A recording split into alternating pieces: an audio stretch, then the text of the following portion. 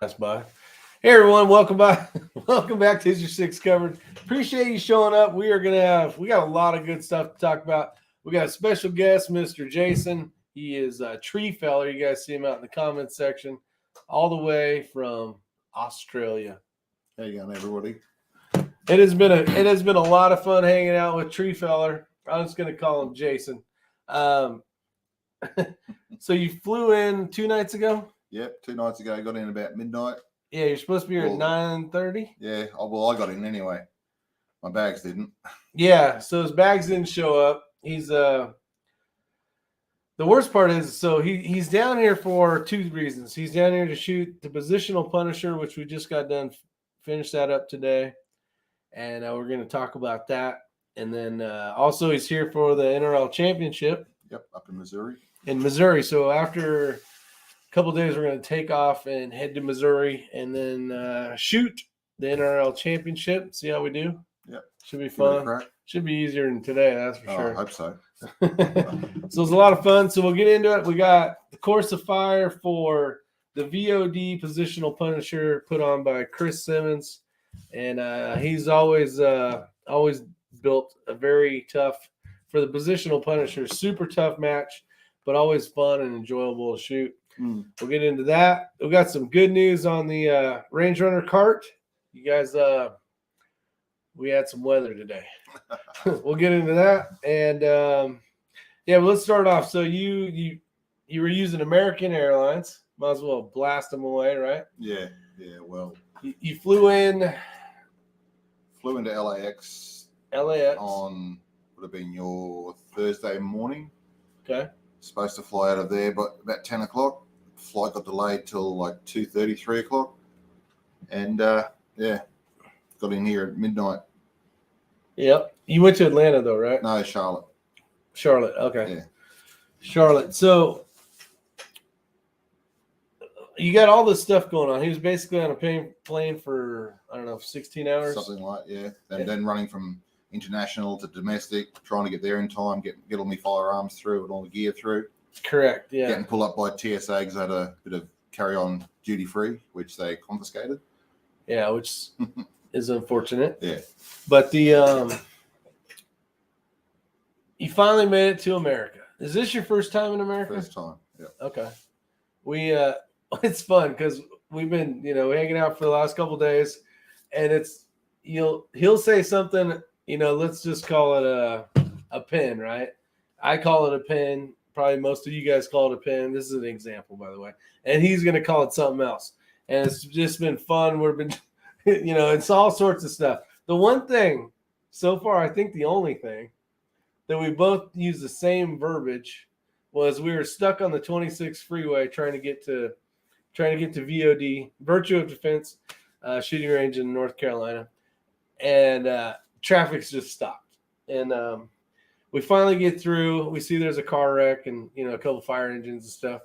And he's, basically at the same time, the other side was blocked off, even though the crash was on our side. And we both used the word rubberneckers. And I'm like, holy shit, we finally found a word. One word that matches. One word that matches. I've learned all sorts of, I don't even know what you call it, Australian. Like witches' hats. You got traffic cones. Oh, traffic cones. Yeah, it's witches' hats. There's been a bunch.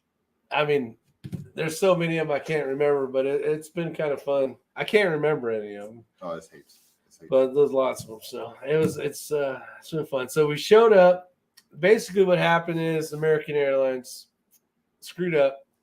They said that the luggage was going to be in at 8:30 in the morning. Yep. So they were going to put his gear, which was his gun, rifle, and all his stuff, shooting the match, plus, just your basic luggage, your clothes and stuff. So they said, yeah, it'll be there at 8:30. So we're like, perfect. We're going to head out, grab the rifles, and we're going to go shoot and get data especially for you coming from a whole. Yeah, I need to check everything, just in case there's some difference between Southern Hemisphere and Northern Hemisphere. Yeah. Besides the toilet spinning, there's more stuff going on. Yeah, it actually was. The ammo shot better in the Northern Hemisphere. Did it? Yeah, slightly better SDs and extreme spread. Like SD of 4 and extreme of 10. That's right. So, yeah. SD's a 4, which is really good. Yep. The and you're shooting 10x. Yep, Ely 10x. Ely 10x. So we just wanted to make sure that his rifle is going to work today, and in order to do that, basically you go somewhere, and we went to VOD and basically set up some targets and shot out to 400. Yep. 400 yards. Yeah. And so then he had some information, not, going into this. It's already tough enough never shooting a positional Punisher. And then all of a sudden not having a rifle that, was kind of screwed up. You did change your 0 from 50. So he normally shoots. Tell us a little bit about that, because you normally do 33 yards or something. 30 meters. So most 30 of the, meters. Most of the matches that I shoot an F-class sort of match, so it's 30, 60, 90. And then you got NRL 22, which is only out to 100. So we rarely shoot past the 100. Okay, so that's the big difference for these guys coming from Australia. So out here we have NRL X, which is, it goes out to a lot farther distances. The normal NRL stuff, depending on what option they're doing, it could be 100 and in basically is their whole match. So these guys coming over from Australia, or even people that are shooting this, that normally don't shoot the X style matches, will have a little bit tougher time because they're thinking that their ammo is good because they're only shooting to 100. Yep.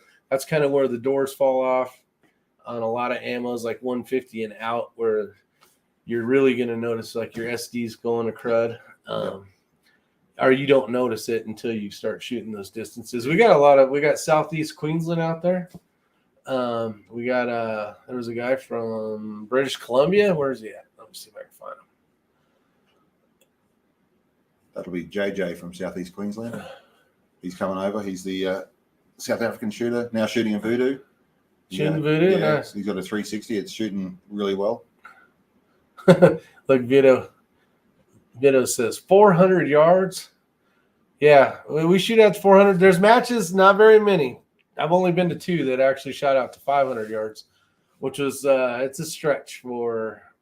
it's a big stretch for a 22, but very, very capable though. Like yesterday, I mean, I zeroed at 50 and then we went straight out to 400 because Chris had the targets out. We couldn't use them. Yeah. The first target we had was 400. 400. Straight on, straight away. Yeah, and it was a pretty gracious target. I think it was full IPSC. Was it full IPSC? It was a full IPSC, yeah. Okay. So, fairly big size target. But the best part is, and like Eric, which is probably out there watching from Clinton House area, learning how to get your dope, how to put it into your kestrel, how to do all that kind of stuff helps. It's huge. If you're not being able to do that, or if you don't have a chance to do that, it's consuming that dope is so important. Yep. So if it says 1.7 and you're shooting at 2, those 3/10 basically, it's going to just keep multiplying as you go out to distances. So changing it up either with muzzle velocity and then out to 200 and do DSF, or some people do all DSF. It kind of just depends on how you learned and how you like to do it. But either way, start from short and work your way out, and don't screw up and change things in between, or you'll ruin your whole little profile. That was one thing I did learn from you yesterday about spinning the kestrel up. Even a couple of degrees made a bit of a difference. I was starting to, when we put some more targets out after Chris had set up, we put some other steel out, and I started shooting. The temperature had changed, it dropped a bit, and I was like, oh, now I'm 0.2 high. And I was like, oh, maybe my dope's out. But then you're like, hang on, have you spun the kestrel up? And I spun it up, bang, it was 0.2. Yeah, usually for sure you want to, like a rule of thumb would be, I'm putting on a jacket or I'm taking off a jacket, where you're like, man, it's hot or it's cold. Yeah. That's a big thing. 22 is almost even a little more squirrely. It was only 3 degrees Celsius. That's what I noticed. So Celsius, that's what Mikhail. Whatever the hell 3 degrees Celsius is. Well, you were about, was it about 80? It was 80 something. Yeah, it was a warm day yesterday. So that's 31 Celsius. Okay. It was. So I dropped down to like 28. So Celsius, and that was enough for 0.2, even at 200.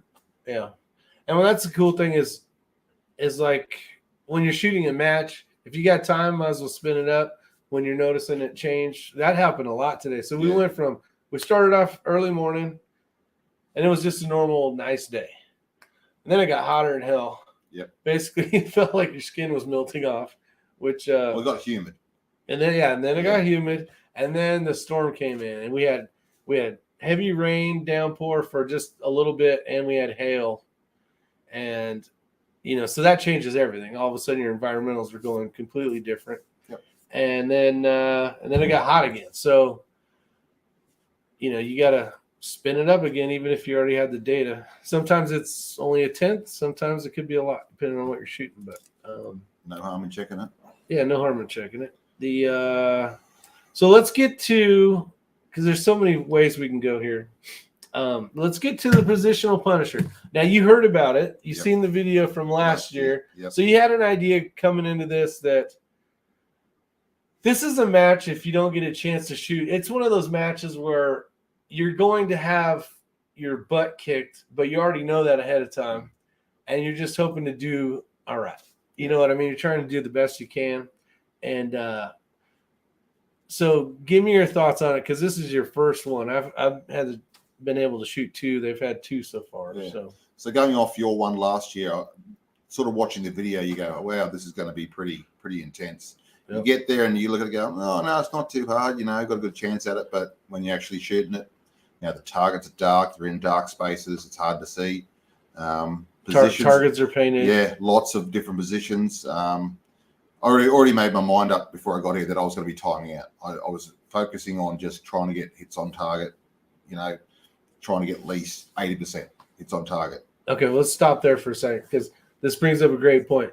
Shooting NRL and shooting PRS, the difference is that you're going to notice is if you're a heavy PRS shooter and then you go shoot an NRL match, you're going to get an extra 30 seconds.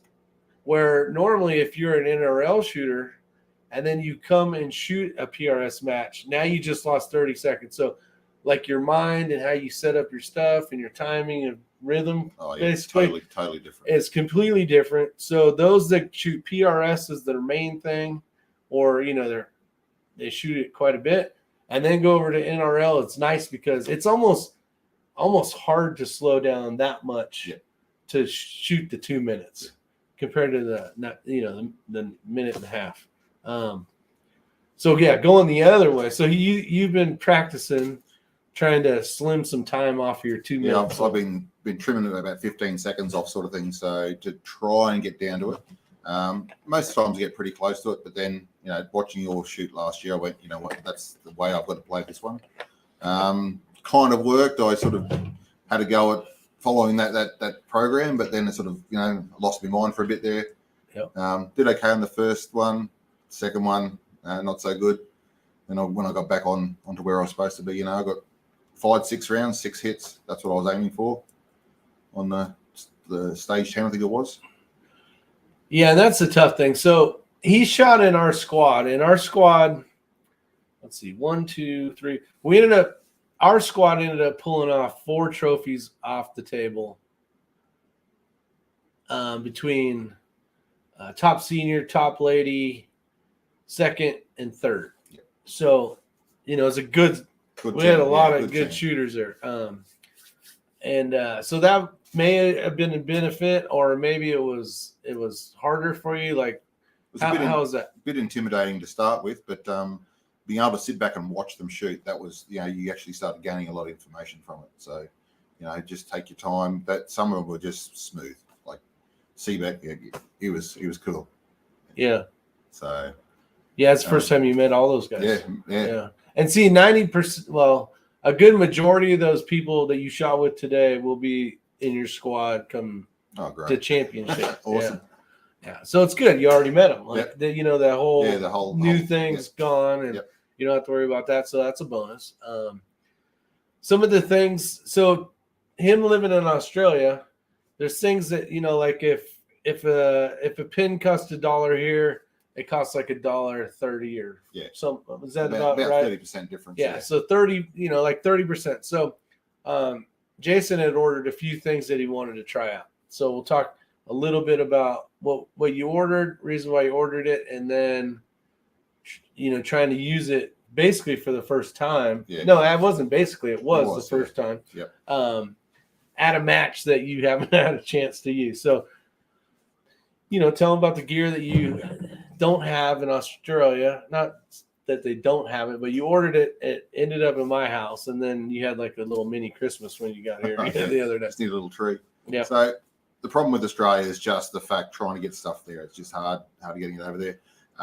Picked up a Graups plate, the Pro plate with the bag, and the Armageddon gear, the big fat bag. Yep, so I've got big ass bag. The mid-size one already. Didn't really know how to use it properly. I was trying to use it on the fly. That sort of cost me a bit because I'd throw it under, but it wouldn't be comfortable. Getting used to it. Yeah, but that Grey Ops plate was amazing. Like there's another guy that I shoot with, Ben, back in Brisbane. He's made up one of those, and the ladder stage on NRL used to be my bane. I could only get 5, maybe 6 hits. And as soon as we changed going up the ladder. Yeah, going up the ladder, up and down, that sort of whatever. thing. Yeah. Mm-hmm. So as soon as I changed over to that plate, it was like 8, 9 straight away. So that convinced me to get one of those plates. A plate will give you a few extra points. Oh yeah, it's no matter what. It's just that flatness and the stability was amazing.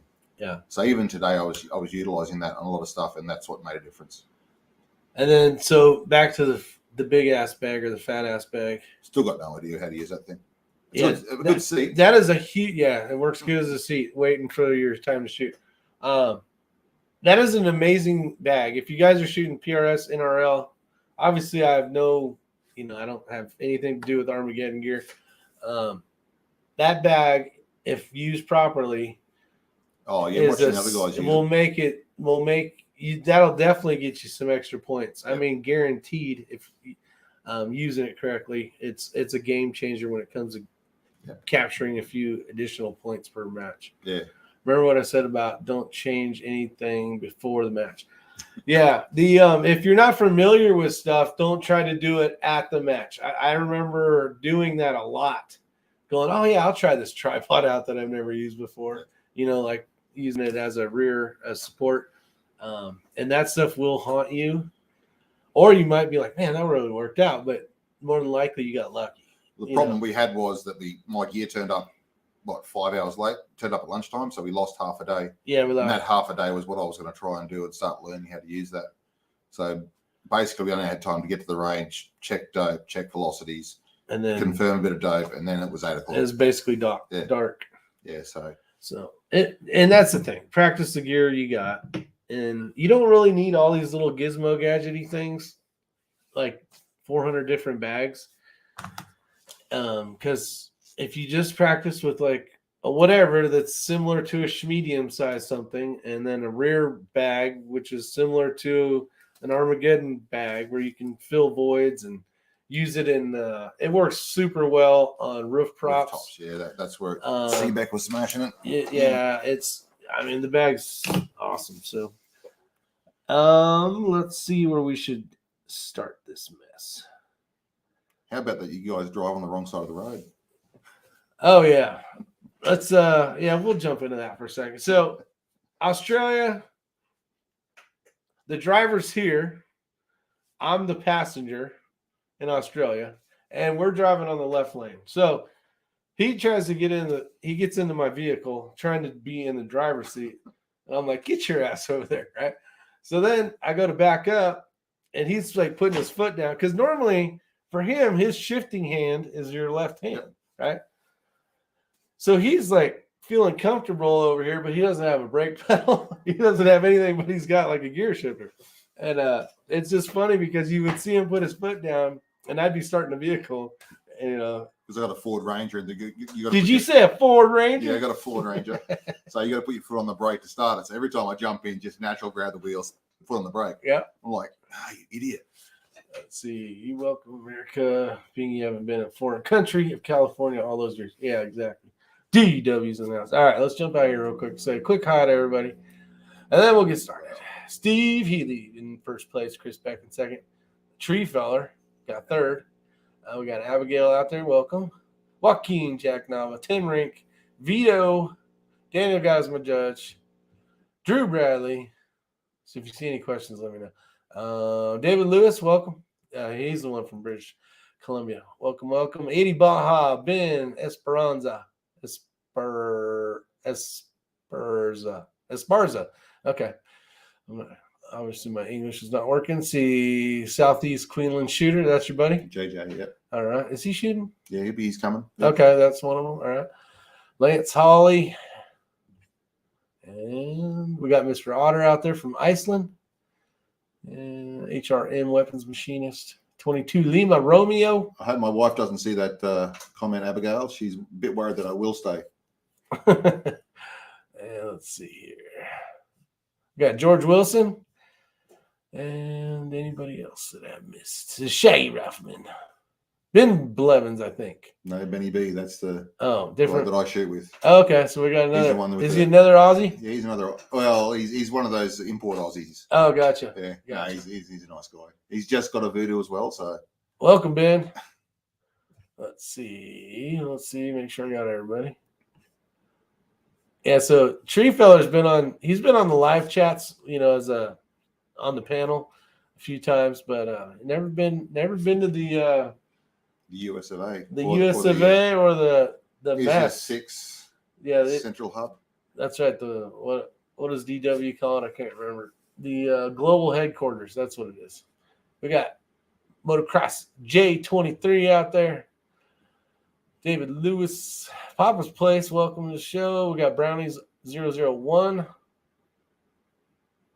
Oh, this must be one of your boys too. Brownies says you made it. Oh, Brownie, yeah, no, Brownie I shoot with as well. He's a bit of an air rifle nut though, so he's a bit special. So he's probably watching the P of A YouTube channel more than Well, he's got a Bagara as well, so I'm trying to educate him. Yeah, Southeast Queensland shooter. I will be shooting the finale, or also known as the championship out here. I think we got Brad H out there. He says, "Welcome to the USA." We got Eric. Shot 3 gun with him, and then he shot that match with us today. Oh yeah. Yep. And then Renee as well. Should be Renee Shaw. Oh. Someone's keeping an eye on me. Oh, and husband. Hey, dog. If I would have just read the damn thing. Let's see here. Okay, I think I got everybody. So welcome to the show. Let's have some fun. He's been a good boy, by the way. So fun. So far. Going to get crack cocaine and strippers tonight, so just kidding. Let's see. So we talked about the luggage being a pain in the butt, the new gear that you didn't get to test. But it was good. But it was good, yeah. And I've got this Labrador trigger there. I don't know who that's for. I want to know about the match. Tell me about Positional Punisher. So you saw last year's video, and then kind of like tell everybody what the heck's going on. So you rock up, you're looking at the match going, oh, it's not that bad. But then when you actually get into it, you start realizing targets are small, lots of movement, being dark as well, a bit hard to see, and also being in the shade. They're a bit hard to see from that. I've never shot a movie before, and I still haven't hit one. Oh, yeah. I felt bad after I said it. So, so Jason goes, you know what? I've never shot a mover before. I'm on, did you hit one? He said, no. I'm on, well, you still haven't shot a mover yet. And I felt like a hashtag still a dick after that. Fine. Those barrels were burning hot. The first thing it was on 3 barrels, so they'd be black out in the sun all day. And bang, straight on top. And that's it. Like, your head's gone. It's like, and you're like just wanting to pull the trigger just to get it done. Some smart monkey here wrapped his hand up with these nice little rags that Athlon gave away. They did. There were these nice hashtag Athlon. Yeah. Cool. They did it. They did an awesome job. They got a really cool program going on. And actually, I don't remember the guy's name though, which sucks. There was a gentleman that Athlon has a programmer now. You guys know I'm a huge Vortex person, but Athlon has a really cool program out there. If you win a match, no, if you enter into a match, if you enter into a match, you can put in your entry into Athlon. It doesn't matter if you shoot Athlon or not. Well, at the end of the day, they pulled a name or however they did it, and there was a gentleman that's here that was at VOD. He got a check for $5,000 cash. Yep. He got $5,000 worth of Athlon gear, which was a tripod, binos, scopes, some red dots, and some other heaps of gear. Five grand. Cronus. Yeah, man. Yeah, awesome $5,000 worth of gear, and they came with the van. They did a full like video, and they did an interview and all sorts of cool stuff. So the program's super cool. So like us, we entered a match, right? Yep. You could put your name in, and you could basically win 10 grand, 5 of it being cash and 5 of it being. So that's pretty cool. You don't have to use their gear or anything. So it's pretty damn amazing. Only for the US. You can't, if you're out of America, you can't even enter into it. That is true. That's the downside to it. But is what it is. At least they're doing it. Exactly. Promoting the sport. Yeah, they didn't really have to. I mean, and they're doing a couple of them, if I think. Yeah. Yeah, there's not quarterly. Just one. Yeah, quarterly. So yeah, there's I think you more said chances quarterly. actually pick up a good prize. Yeah, what's the guy's name? Darren? Dustin, yeah. He's super cool dude. I talked to him for quite a while. We actually saw him yesterday out there, and just nice. He had a couple guys there. I don't remember their names, but camera crew, whole deal, and all that. So that maybe, I don't know what they're going to see. You might be able to see it in Pursuit of Accuracy. Josh is going to be doing something, I think. Yeah, something else. I actually sent them to Josh because I'm like, I can't do this. I can't help you promote this stuff very well. And I can, because I'm actually Athlon Pro staff, or Athlon sponsored from Australia through C.R. Kennedy. So yeah, and you guys, if you don't know, because it's been a while, he's the one that actually put me in contact with Seamus. I don't know if I should have said his name or not, but with Vortex. And it was him that actually contacted him. Try not to use his name anymore. and we, and it worked out, and he sent me quite a few items that has really helped the program. And I've always been a huge supporter of Vortex, so huge fan. So still make great products, no issue with Vortex. No, great stuff. Just migrated across to Athlon. I just thought it was a new company to sort of look after. Yeah. So, no, I think it's awesome. All right. So target size, you talked about the shadows. You talked about, having a lot of movement. Yep. What was the target size for you? Like, what I want is a comparison of what you're used to compared to what not that we're used to this. Chris always puts on a really hard match. At the end of the day, it does nothing but help you, right? Yeah. Because you're shooting smaller targets and more movement or whatever. So, but for you that's never shot something like this, like help the people get an idea of what we had to deal with today. Yeah. So, with the normal NRL 22, you know the size of the targets are quite generous, sort of thing. They're normally MOA or bigger. These would have been sub MOA and different shapes. Like, coyotes, you don't have much height. You've got a bit of width, but then you got a lot of holes. Yeah, you got tails and legs. Dinosaurs, the dinosaurs only got a small midsection, then tops and tails. So, little arms. Yeah, little arms. So little T-Rexes.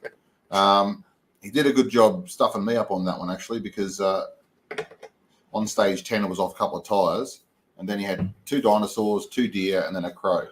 Yep. But he popped one of the dinosaurs right off to the right. So that was the first one you had to engage. Then you had to move and engage the left one.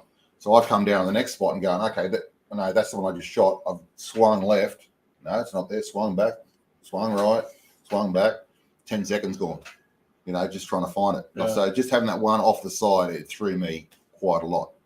Little things like that, just opening up the field a bit, And then now, you know how we shot with the trees and all that kind of stuff. Is that what it looks like for you, or is it more of a flat ground? Open ground. It's an open. So you don't have a bunch of trees you got to shoot around. So we're just shooting on a normal 50 meter, or what's that, 150 feet wide. So it's like a flat football field type thing. Just a normal range, the stop butts and that, and targets are out there. This is not like that. No, this is definitely not like it. You've got all the natural vegetation that they blend in with.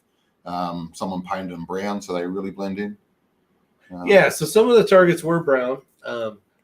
This is where Chris gets to be the evil little stepkid kind of thing, where he can do whatever he wants when it comes to just really tough stuff he thinks about.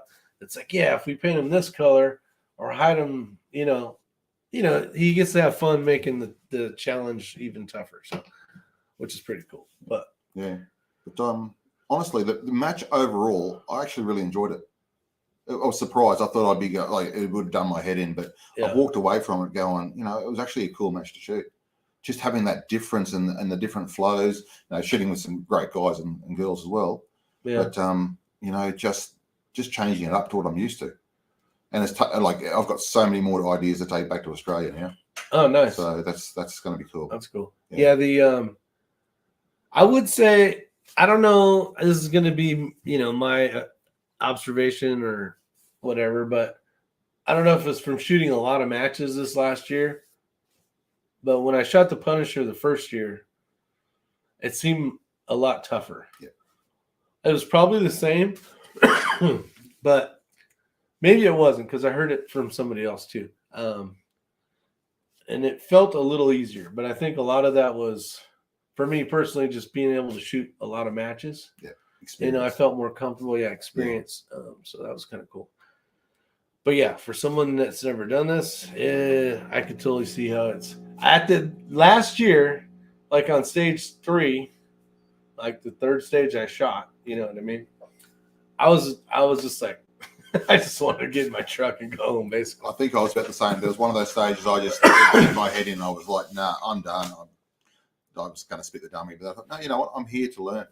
And then I just picked it up from there.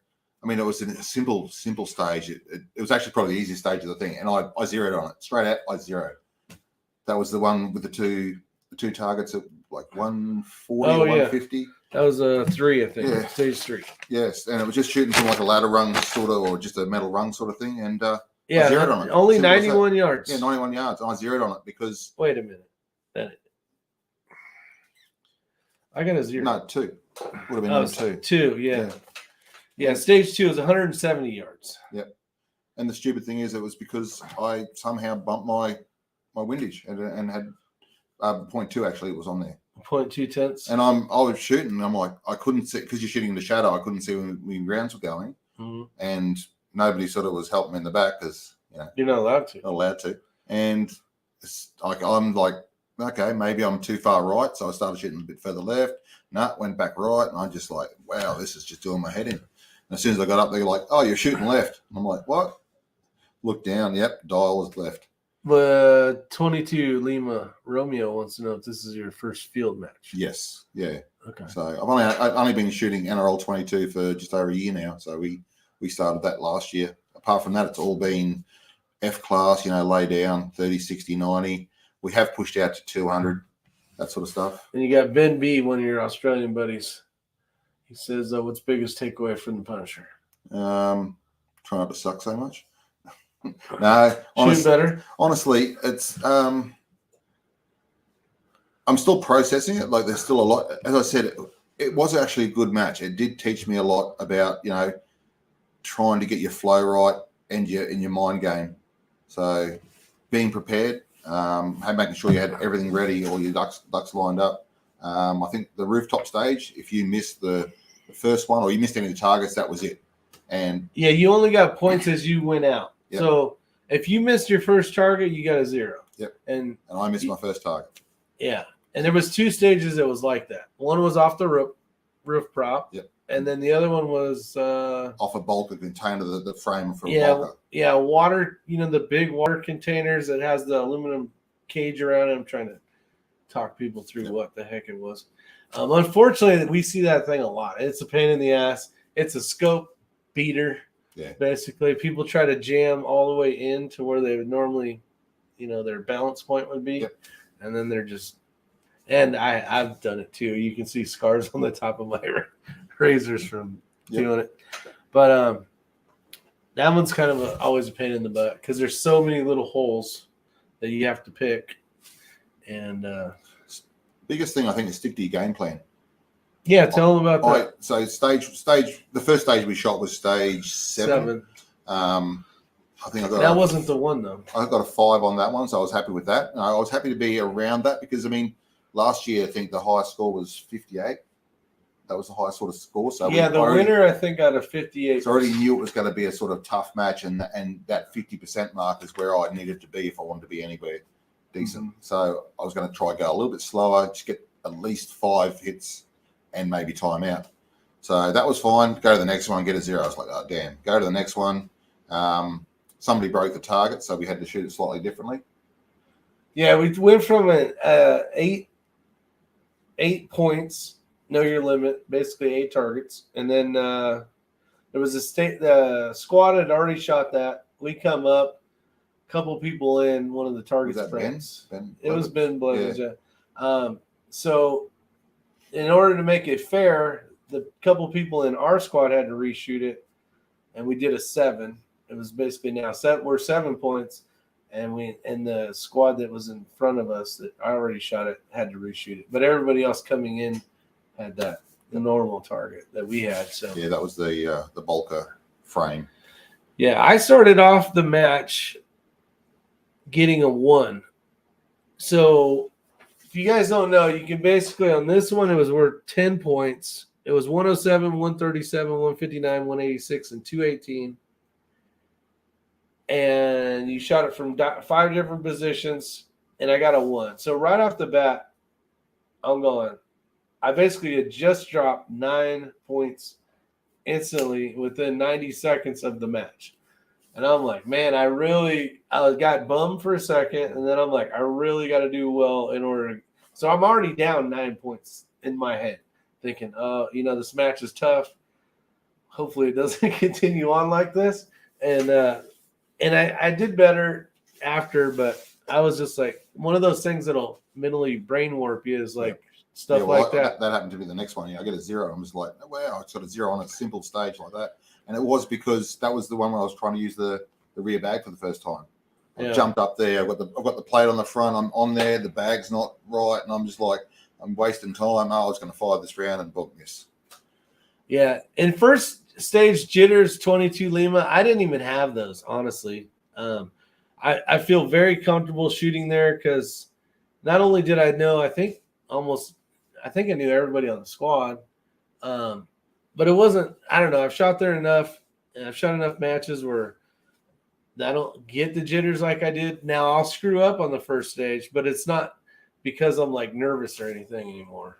Yep. It's just because I screwed up, which, it happens. So I knew I needed to fight my way back, and I didn't fight my way back enough to walk away with the trophy. And congratulations to first John Alden. Got first place. Then you got people that you know. You got Chris Beck, ended up getting second place. And Joe Hansen, which I don't think watches the channel. Very good shooter. All of those guys. Debbie and Tony Maupin got a top lady and top senior. And I can't remember the youth shooter that won. I don't know. There was a couple. But anyways, those guys are all in our squad for the most part, minus John Alden. But the guy that got third, he had a bit of an issue on stage 10. Stage Mag 10. played up. It ended up like 20 meters away, thrown somewhere. Yeah, he got a little frustrated because he was doing really well. He was killing it. And there was only 3-4 points between first and third. No, 3 points. 3 points. Yeah. So, and literally, I think he had like 4 shots he lost on that, and he probably would have cleaned up. He probably would have beat Chris on that one, maybe. Yep. So I feel for it. Either way, those guys always come, and they come with their game, their A game every time. And it's like, it's fun because you get to see them, and we're close in points, but just not. I was not enough. I was watching Chris. I needed 11 more points to win the match, which isn't much. That really isn't much. Yeah, when you got a few. Yeah, but I was actually watching Chris with the way he was using his bag. I mean, he's a bigger guy like me, so. Chris. We don't have the flexibility in that, but he was utilizing that rear bag like amazing. So, hey, John, welcome to the show. Let's see. But yeah, the main thing taken away is just if you have a bad stage, let it go. Focus on the next one. Yeah. Keep going. Well, and we're going to a 2-day. Is it 2 or 3? We're shooting the championship in Missouri. So those ones you heard me talk about it before. You really got to just. It's go for the long game. You have a crappy stage, you lost that stage. Who cares? I'm gonna win hopefully the next one. Just kind of mentally long haul. A lot of people don't shoot 2-day events, and there's a lot of mental draining. Like you get drained on a 1 day, and then you go to shoot your second day, and then you're forgetting to put your dope in. That happened to someone. On our squad. And, just all these little things start to appear, especially on the second day. Yeah. So. I mean, I'm still a bit fatigued from flying in, but no excuse. But still, it does take a toll on you. You know, Yeah, so I can see it. the 2-day match, I'm sort of looking at that going, wow, I was going to have to try and pace myself over that. I'll hopefully be in a better spot, you know. And the guys that are coming over from Australia, I mean, they're going to have a couple of days at least to sort of get used to it, get used to the Acclimate. change. Yeah. Yeah. And hopefully we get a bit of time to they get a chance to check zeros and dope and stuff. Yeah, I think Friday we're going to do all that. Yeah. Will be the day they basically open it up for us. So we'll see. Yep. Yeah, and it'll be super important to get some data, especially when you're coming, you know, me just going 13 hours west is going to be a huge thing. But for guys on the whole other side of the world, basically, it's probably a lot different. So. The main thing is, even if your data isn't that much out, it's just you knowing that it isn't. That's the key. Because if you go into a match going, oh, you know, where is my rifle shooting? Like Josh today. Yeah. Turns up with a Bagara untested, that sort of stuff. And, you know, he had issues and that sort of clawed back a bit. But, yeah, he was struggling. So he didn't have any data for it. Yeah, I guess he went into this thing. I guess I didn't watch that video, or maybe he hasn't put it out yet. What's up, Big Country? He said he's going to use just one bag and no like plates and no nothing. Treat it like a new shooter. Yeah, treat it like a new shooter. So go over there and watch that video when you get a chance. But he's basically just using stray lock. You know, you punch in some muzzle velocities and the bullet type and stuff like that, and then whatever it said, he shot it at. And he didn't do great at it. So I mean, he still got it shows 20, you that 20, yeah, he got 20. So 20 overall, pretty damn good. That's all right. But it's like, okay, these are the things as a new shooter. You buy a new rifle, you get a scope, you get a zero, you got the Stray Lock app, and how far can you go? Well, there's people that win doing that. I know Ray X-Ring has done that where he's taken, you know, just using Stray Lock. He's won a matches before, but he's super talented as well. So that definitely helps. But we got, Yay out there. Don't tell me the Ginger Ninja didn't do well. Yeah, he didn't do well. And I don't know why, but his channel is blowing up. So congratulations. We got Eric says, if you haven't read it, With Winning in Mind by, oh, no, I haven't, by Lanny. It's a great book. So check that out. So just a bit of background on me. I used to be in the Australian Army as well and hang out with Marksmanship Training Detachment for a while. And one of the Australian machine gun courses I was on, we actually had a psychologist come in and was teaching us about mindset because we were shooting at that sort of top level, learning and that, and physically having lessons every day about psychology and understanding the whole mindset, and also trying to refocus once you've had a bad shoot, you know. So now, does Australia? Because I kind of missed it. What you had said, is it the same thing as like? We have the Army team and all that do nothing but competitive shooting. Is it similar to that? No. Okay. So we back like bit old now, but back in the 90s, there's a thing called Marksmanship Training Detachment in Brisbane. I don't know if they've moved somewhere else now, but they were the one teaching the shooters how to, like the top end shooters, how to shoot. The guys were still attached to all their units and battalions and brigades and stuff. Yeah. Normally do their normal jobs, but then when it come up to SM time or any shooting time, they'd be, you know, released to go away, do a bit of training, and then represent the country. You know, America. So you're competing. Yeah, you're competing against. First of all, there was like internal. So it was Army, Navy, Air Force. So that was our SM. Okay. Australian Army Skillet Arms Meet, and then you had the international shoots where Brunei, America, Philippines, England, South Africa. So world matches. World matches. Yeah, you'd be going overseas, everything. So. I did the Australian machine gun course. That taught me a lot about the psychology of shooting. Oh, we got Hunter out there. What a match that was. Yeah. So, again, it's hard. I was more worried about the match. It wasn't as hard as I thought, but it was still a hard match. Like I was expecting it to be a lot harder. I was going to do a lot worse. There's really nothing. I mean, you can't prepare yourself besides for like swinging from a rope and like shooting at the same time. Yeah. Like. At least you don't have that floating platform sort of thing, you know. I'm glad they didn't have that. Something like that, you know. Yeah, the floating boat things, they're all right, especially for rim fire compared to center fire, because all the, you know, every time you shoot a center fire, it blowing you backwards. And it was good they had a unsupported stage, standing unsupported, kneeling, sitting. Oh my gosh. And prone. So we had targets. There's 4 targets at, what stage is it? 97 or something. No, what stage? You remember? 3, 4. No, that was the tiebreaker. Look for the 0. Oh yeah, right here. Stage. Good job, Dick. Stage 3, 0.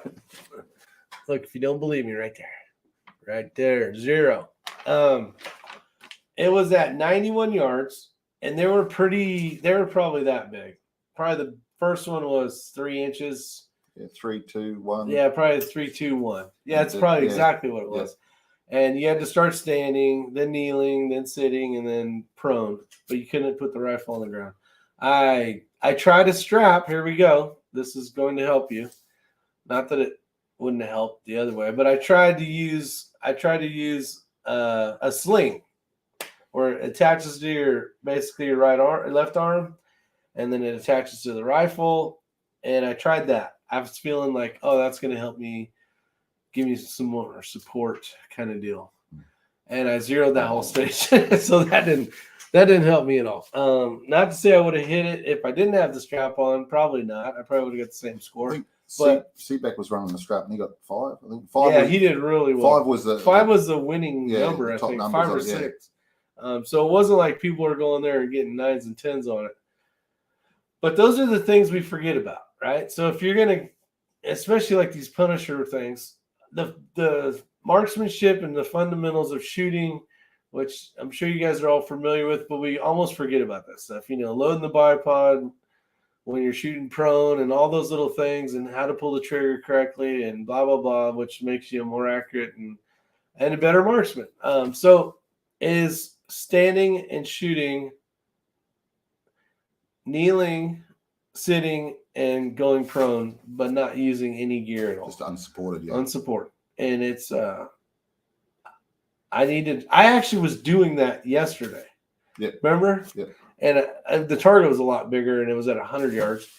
But I'm like, he's probably going to throw some of this stuff in. So I was over there doing my thing, but I didn't do any kneeling, I didn't do any sitting, or basically unsupported prone. Because we didn't get the course of fire till last night, so we didn't actually know what. Yeah, you don't know what's going to happen. Yeah. I just know Chris has a sick mind, and it's going to be some stuff that I figured we'd be shooting weekend too. Yeah. I practiced weekend shooting in a modified prone on a bench, just thinking, okay, all the stuff you normally don't see is going to throw in there, and we didn't see that. That would have been truly evil. Bit of weekend. Yeah. We had one of those. Actually, there was one at the PRS Nationals.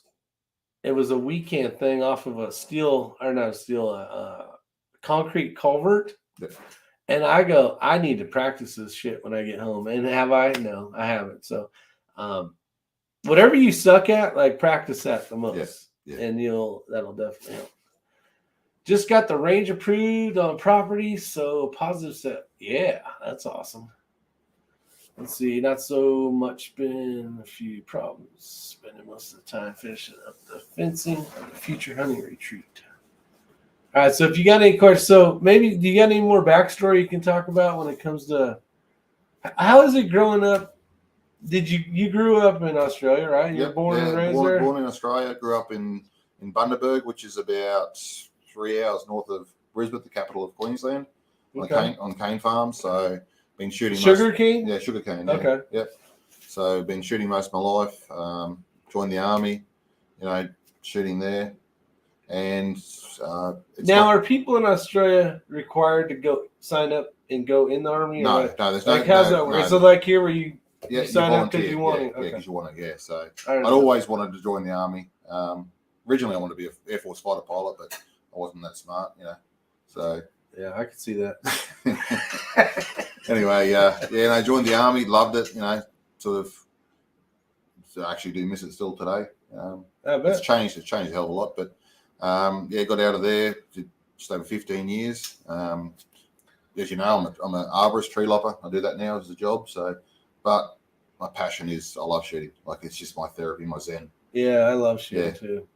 So, all right. So growing up in school, like, I don't remember school. That was a long time ago. You're not older than I am. Close enough. I remember going to school once. So, but is it normal? Yeah, it's just normal. Or is it just normal to you? Or just not, that's the thing. It's just normal to me. You know, primary school, high school, that sort of stuff. Grew up on a beach up there. Like for high school, I was living at a place called Montrepose. It was a turtle beach sort of thing. Used to go fishing and surfing every morning. Go to school, come home, do the same thing. Maybe do some homework. So yeah, we had talked about animals and stuff, and all the. It started off with all the the 10 deadliest things basically come out of Australia. But no, it was crazy to know that unless you're there, or maybe you're like really into animal stuff. Like I didn't know there was 3 types of kangaroos. Yep. So let's see. I'm going to test myself. There's a red. Yeah, the red, the tallest one. The big one. The big boys. And a gray. The gray is the mid sort of height. Yep. And I don't remember what the little one was. The wallabies. Yeah, so it wasn't a color, so I would have screwed that up anyways. And then I was thinking there was sloths there, but that's not. There's no sloths in Africa, Australia. You gotta forgive just in some suburbs. My you gotta forgive my horrible knowledge of nothing. And but yeah, it was crazy talking about like crocodiles compared to our alligators and the sharks and all the different snakes, and like there's what's the short one that's really poisonous? Oh, the death adder. Death adder. Did I say right? Yeah, death adder. Yeah, it's a little fatty. Maybe about 3 feet, but it's that's really 3 feet? Yeah, 3 Good feet. God, laddie. Meter 3 feet, maximum, but it's like fairly thick. But and then there was that. Well, anyways, there's a ton of different snakes. Yeah. Some are super aggressive, a little chase after your ass. Some are just like, don't leave me alone kind of deal. Yep. But it's in Australia, if something can kill you, it will kill you in the hideous amount of venom or teeth. Yeah, see, like out in the desert of Arizona, like Kenny always says, everything out there wants to kill you as well. Yep. It's like it's got some pokey razors. I'm talking about bushes and stuff. Yeah. Rattlesnakes and scorpions and stuff. Everything wants to poke you or stab you out there. Abigail wants a death adder. Is there great pets? Yeah. Is there any kangaroos that are named Rick? You got any kangaroos named Rick out there? Not that I know of. Good. Yeah. Gotcha. Let's see. Would you get a voodoo barrel threaded or not? Kent B. Not. Now he shoots for voodoo, just so you guys know. I shoot for Voodoo Australia.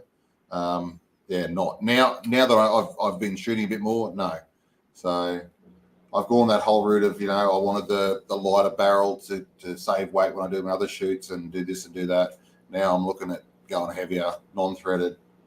I mean, we can't have suppressors in Australia anyway, really. So there's no point having it. Well, the only thing would be if you want to decide one day to run a tuner. Yeah. There is tuners that go over the top. I don't know.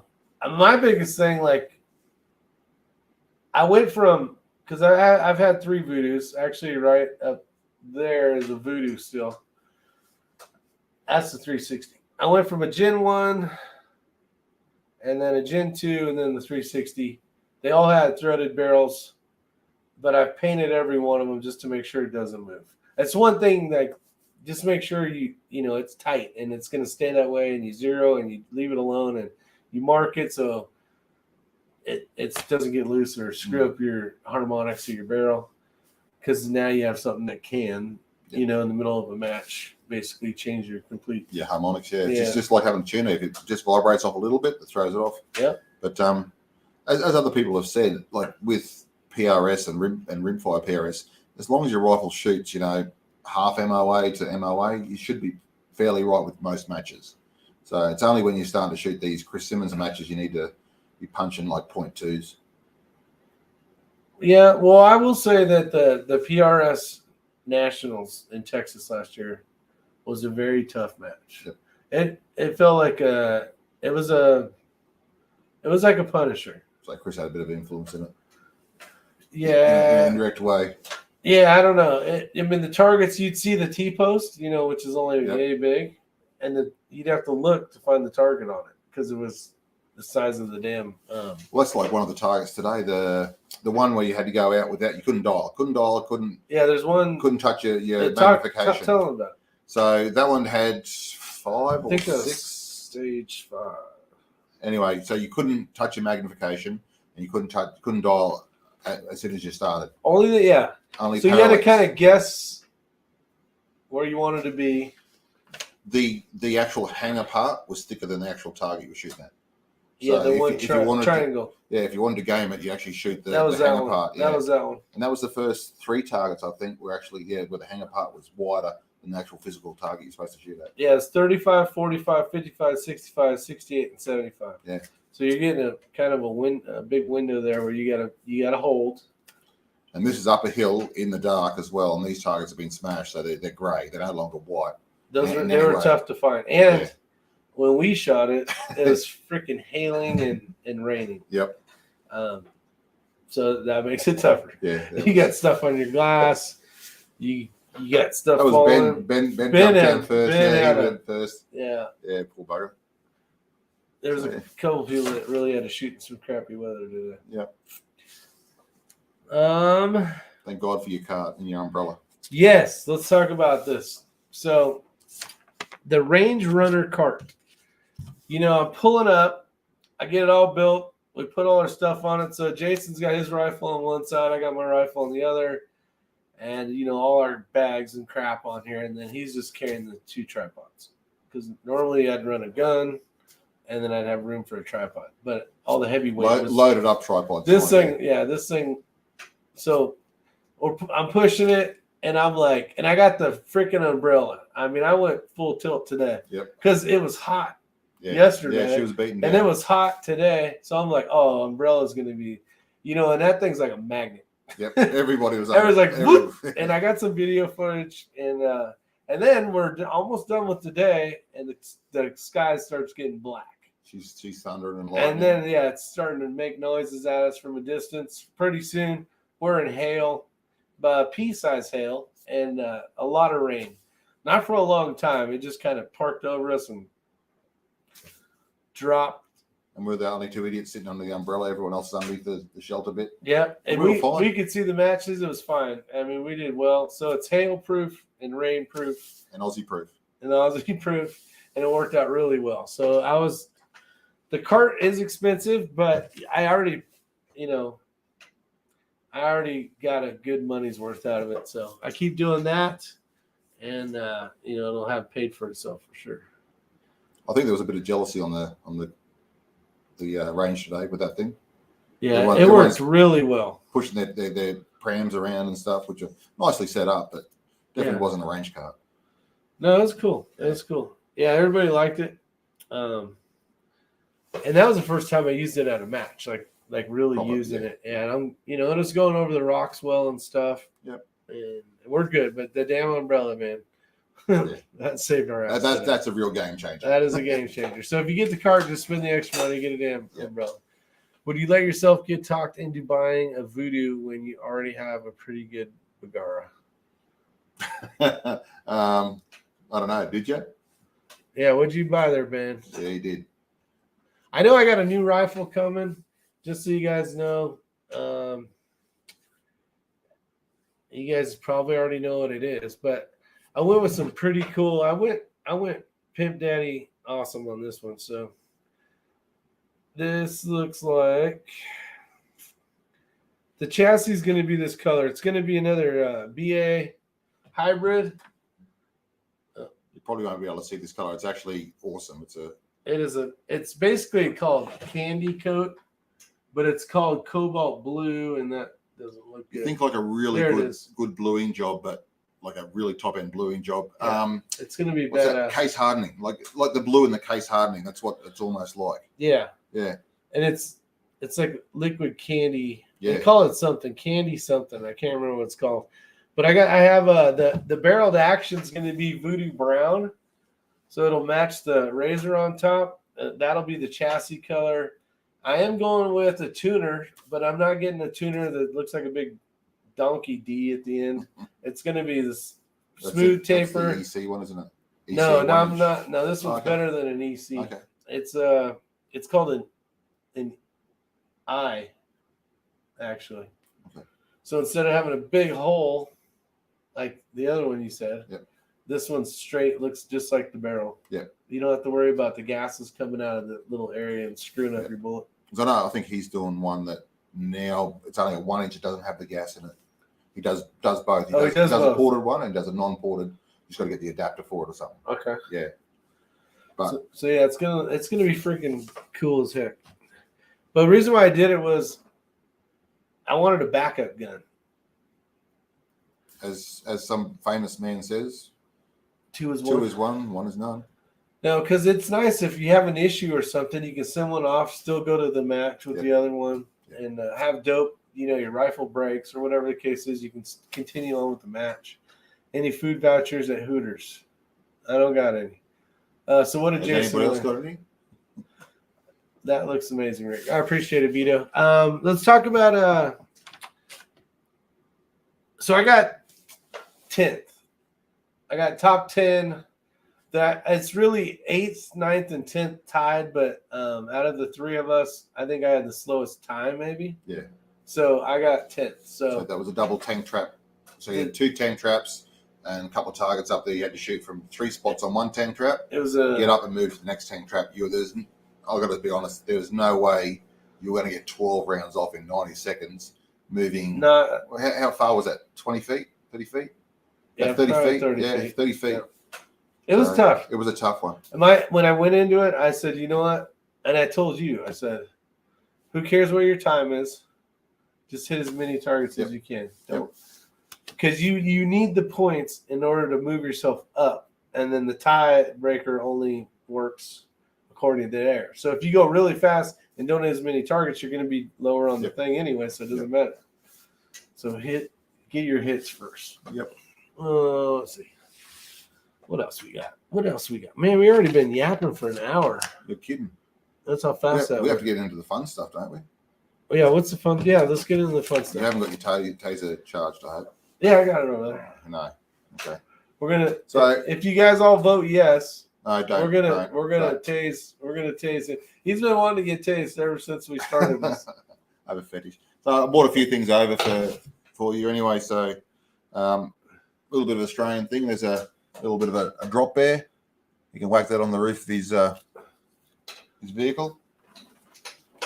So tell me what a drop bear is. It's a koala. So, a drop bear is this creature in Australia. It's a that's bit right. bigger. It's like a chupacabra. It's a bit bigger than a koala. So it hides in the gum trees. It drops out on unsuspecting and it looks visitors. just like that. Yeah, and that's how he drops out. Knives, axes. He's got his shotgun over his shoulder. He's got 3 mags on the bottom of his plate carrier.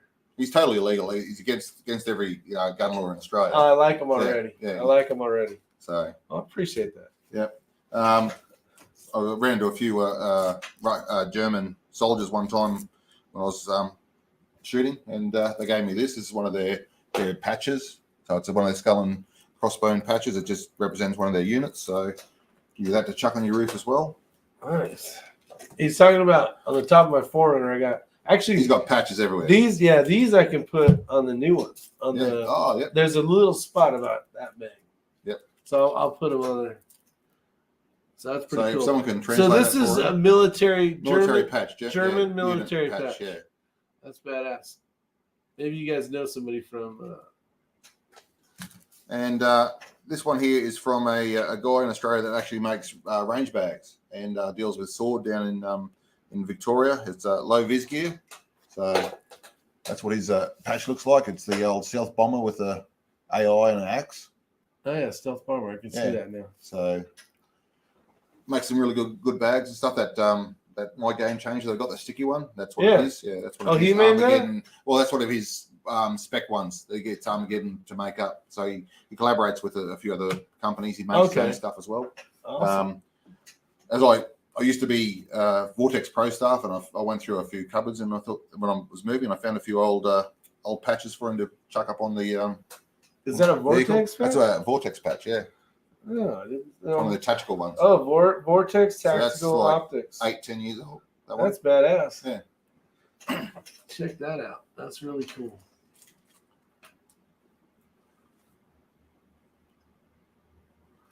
And then just one other thing over here. That was definitely making it in the vehicle. I may have beefed out a bit. So oh my gosh, what do we got going on over here?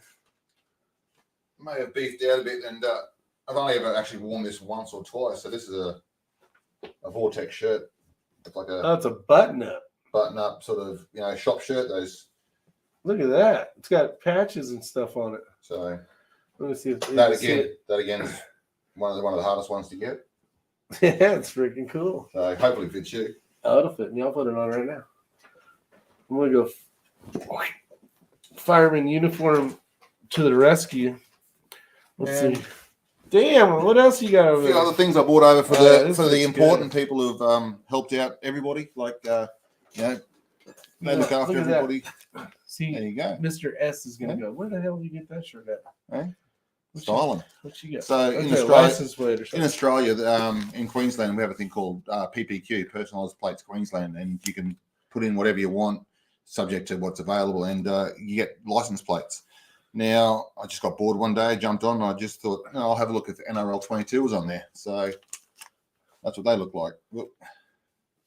Oh, it says IY6C on there. IY6C on the side down here. Heck yeah. And Aussie. Now, I've got a few of these made up to say thank you to all the YouTubers and the guys that are helping us out. I appreciate that. So this is not like would this be on somebody's car? Like, yes. I know this is more of a... Yes, so the only difference between that one and the genuine one, has Queensland or QLD written on here. And then do you guys have like a sticker? Nope. You have to put... Nope. You don't have like a sticker? No, you pay your annual rego. We used to get stickers we put on the car, but no. Oh, like on the window or something? On the inside the window. Okay. So they just run your plates. If it's not registered, they pull you over and bash you. Give you a damn ticket. Yeah. That's cool. Got one for this shooter accuracy. His is sort of sitting somewhere around here. We didn't give it to him today, but... I've shot holes in that thing. That would have been cool, actually. I know. Look at that. That's badass. These are, I don't know if you guys can tell in the frame or not. So, like a normal American license plate would probably be like that. A bit fatter. Like that length. So yeah, they're a little longer than normal. That's cool, man. Thank you very much. Yeah, it's just like a thank you for all the knowledge you guys are putting out there all the time. Well, I appreciate it. Yeah, that's cool. I'll have to try it on the Sprinter van, see if it'll fit. It's probably going to flap on the ends, though. It's going to vibrate on the way. Yeah, the fun stuff. Oh, Vegemite. So this is, we were talking about this earlier. This is for breakfast, right? Yeah. Anytime, really. So you put it on you want me to eat it? All right, I'm going to shock the shit out of you, though. Okay, so this is what it looks like. This is the Vegemite, and you spread it on toast, right? Yeah, put it on toast, or scones or something. It's a what? Scone. What the hell is that? It's like... Oh, like a croissant? No, your little sweetbread things. Oh, what the hell? What is in here? As I said, it's you're supposed to put it on stuff so you don't taste the damn. Yeah, so you're going to get a pretty strong taste of it. This smells like shit. Who wants to see me eat it? I'll eat a bite of it just so I can say it. Just dip your finger in it.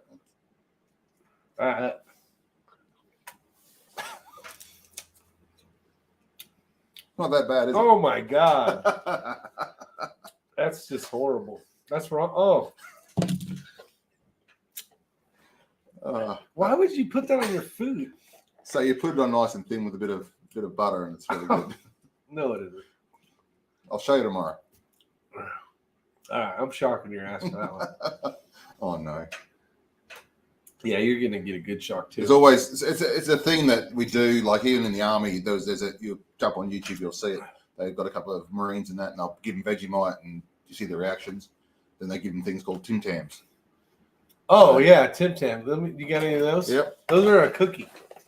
I need something to get this shit flavored out of my mouth. So I bought my favorite two over. You got let me see what this is a double coat chocolate biscuit. And you got the caramel ones. I cannot tell you. I don't even know what I could say it would taste like. Bin juice? Like what? Bin juice. Trash can juice. You know that? Yes. Probably tastes like that. I don't know. This has to be, but let me double check for you. This is a caramel one. I'm waiting for some nasty flavor. Okay, this is good. I like this. This is not good. If your friends from Australia come and tell you to eat one of these, tell them to pack sand.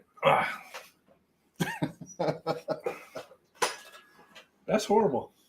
Nah, it's not that bad. You brought that all the way Just for halfway around the world so I could eat that. Yeah, just for you. I got a couple more as well. Yeah, I'm pretty sure I'm probably not going to ever use them. Yeah, Conservative Night Runner says, oh, DW even says on toast. Yeah. Vitamin B. Rick, drink some whiskey to watch. Oh, yeah. No, have you ever had moonshine? Not really, no. Okay. Well, you had some yesterday. Just a little sip of stuff. Yeah, it was. Pretty good, huh? Yeah, that wasn't too bad. Mm-mm. Teach him how to Tim Tam Slam. Yeah. What the hell's that? So with a Tim Tam, you bite the ends off it, just a little bits off the ends. You get a coffee or a tea, you whack it in there and you suck it through like a straw. And it filters through, so you end up with this coffee chocolate flavor. Like, I don't drink coffee, but apparently it's the bomb. I don't either. Yeah. I don't drink coffee. Yeah, so. I see the caramel in there. These are actually legit. I'd probably fly to Australia to get some more of these. They go all right, those things. Those are good. Yeah. This, not so good. that was horrible. Honestly, there's not even a word. I can't come up with something that even smells or tastes like that pops in my head. That was just. But I had a big bite of it. Yeah.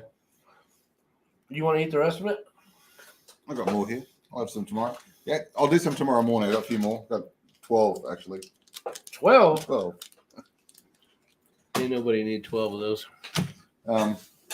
Back to the shooting. So, also with the national match coming up, in chatting to the guy that's running that. Travis. No, not Travis. Man. Chad? Is his name Chad? No. Starts with, it's B. Anyway, Bose. You're talking to the wrong guy. I don't know. No, he's one of the Missouri boys. Anyway, so they're doing a side shoot for us, and they've actually got all these kangaroo targets made up.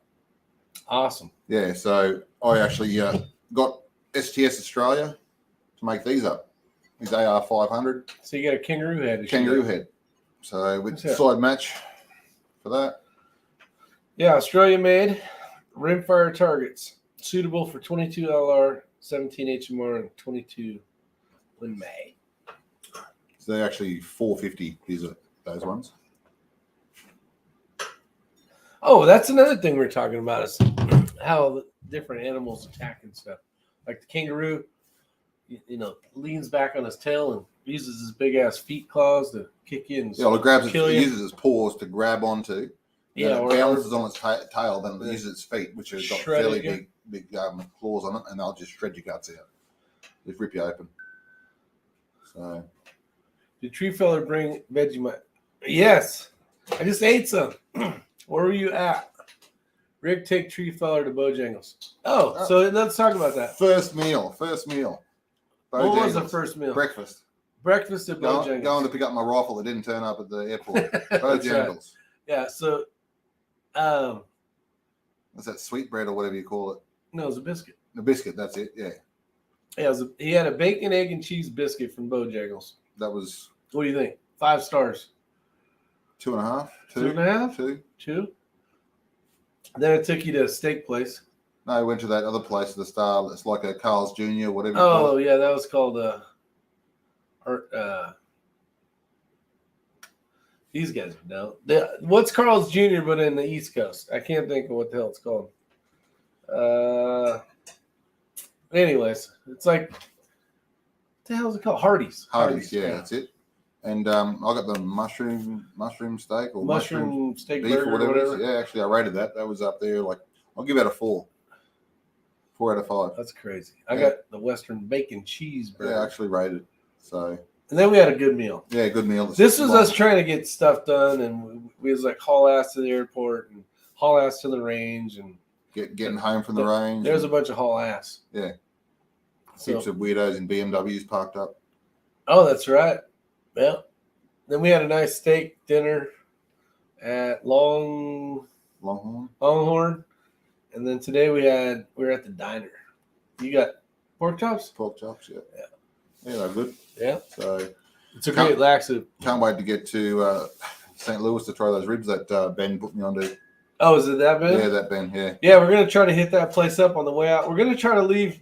Most of the shooters are leaving Thursday. We might probably leave Wednesday. So we can just check out the sites on the way there and not have to rush.